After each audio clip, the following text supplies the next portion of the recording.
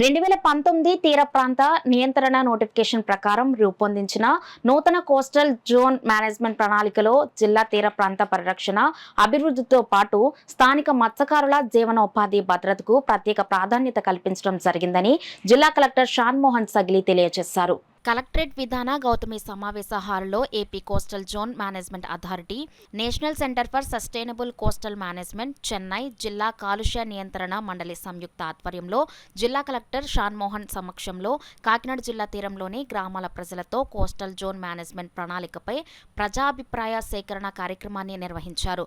కార్యక్రమంలో కేంద్ర పర్యావరణ, అటవీ, వాతావరణ మార్పుల మంత్రిత్వ శాఖ జారీ చేసిన కోస్టల్ రెగ్యులేటరీ జోన్ నోటిఫికేషన్ 2019 ప్రకారం తయారు చేసిన నూతన కోస్టల్ జోన్ మేనేజ్మెంట్ ప్లాన్ ముసాయిదాను సభికులకు వివరించి వారి అభిప్రాయాలను సేకరించారు.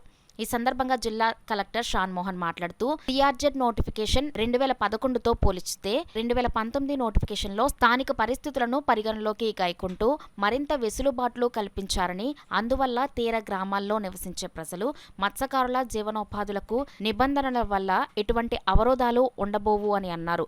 కార్యక్రమంలో AP coastal zone management authority Vijayawada EE Mera Subhan Shaik, national centre for sustainable coastal management Chennai సైంటిస్టులు సౌందర రాజన్, మాలిక్ మహాపాత్ర, జిల్లా PCB EE MBS Shankar Rao screen presentation ద్వారా కోస్టల్ జోన్ మేనేజ్మెంట్ ప్లాన్లో పెంపొందుపరిచిన వివిధ అంశాలను తీర ప్రాంత గ్రామాల నుండి హాజరైన ప్రజలకు వివరించారు. అనంతరం పలువురు గ్రామస్తులు ఉప్పాడ వద్ద కోతకు గురవుతున్న తీరంలో ఏర్పడుతున్న పరిశ్రమల వల్ల ఎదురవుతున్న సమస్యలను వివరించారు. ముసాయిదా ప్రణాళికపై ప్రజలు వ్యక్తం చేసిన అభిప్రాయాలను క్రోడీకరించి ఏపీసీజెడ్ఎంఏకు నివేదించనున్నారు.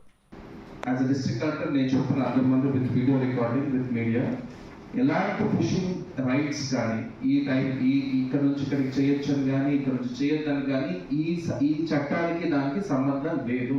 దయచేసి ఎలాంటి అపోహలు సృష్టించే వరకు కూడా మీరు అంటే ధైర్యంగా చెప్పచ్చు. దీనికి మాకు సంబంధం లేదు. మనకి ఈ రోజు ఎన్ని కిలోమీటర్లో మనం ట్రెడిషనల్ ఫిషింగ్ చేయొచ్చు, ఎన్ని కిలోమీటర్లు దాటిన తర్వాత డీప్ సీ ఫిషింగ్ చేయొచ్చు, ఎన్ని కిలోమీటర్లు దాటిన తర్వాత మోటార్ బోట్లు వెళ్తాయి, ఇవన్నీ ఇప్పుడు ఎలా అయితే ఉందో దానికి ఎలాంటి మార్పులు చేర్పులు ఈ మ్యాప్ వల్ల ఉండవు. దయచేసి ఈ పాయింట్ అందరూ గుర్తించాలి. దానికి సంబంధించి ఏదైనా అపోహలు ఉన్నా దాని గురించి మనం ఇప్పుడు ఇక్కడ ఇబ్బంది పడాల్సిన అవసరం లేదు. దాని గురించి ఆలోచించాల్సిన అవసరం లేదు. ఎందుకంటే నాకు ఎందుకో సంభవం లాస్ట్ మీటింగ్ లో కూడా అలాంటి ఇష్యూ ఏదో రేజ్ చేస్తున్నారనేది నాకు ఏదో కొంచెం ఇన్ఫర్మేషన్ ఉంది. సో అందుకని చెప్తున్నాను. మూడోది నా వైపు నుంచి అందరికీ చెప్పదలుచుకున్నది ఏంటంటే ఈ ప్రోగ్రామ్ మన జిల్లాతో పాటు రాష్ట్రంలో ఉన్న ప్రతి కోస్టల్ జిల్లా ప్లస్ ఇలాగే దేశంలో ఉన్న ప్రతి కోస్టల్ రాష్ట్రం ఇదే పని చేస్తుంది. సో అవన్నీ చూసిన తర్వాత వాటన్నిటికి సంబంధించిన ఫీడ్బ్యాక్ కూడా తీసుకున్న తర్వాత తయారు చేసిన మ్యాప్ కాబట్టి సో స్పెసిఫిక్ గా మన ఏరియాలో ఉన్న ఇష్యూస్ గురించి మాట్లాడదాం. దయచేసి జనరిక్ గా ఓవరాల్ గా ఇష్యూస్ కానీ మనకి సంబంధించినవి కాకుండా జనరల్ గా ఒక ఏమంటారు so I don't want to mention but ఈ గవర్నమెంట్ సిటీ ఇలా చేసింది, ఆ గవర్నమెంట్ ఇలా చేసింది, నో. దయచేసి ఆ ఆర్గ్యుమెంట్కి వెళ్ళకుండా మన స్పెసిఫిక్ గా మన ఏరియాలో ఈ మ్యాప్కి సంబంధించి మీకు ఎలాంటి ఇబ్బంది ఉన్నా, మీకు ఎలాంటి అపోహలు ఉన్నా దీంట్లో అడిగి ఇక్కడ నెరవేర్చు చేసుకోవాలని చెప్పి కోరుకుంటున్నాను.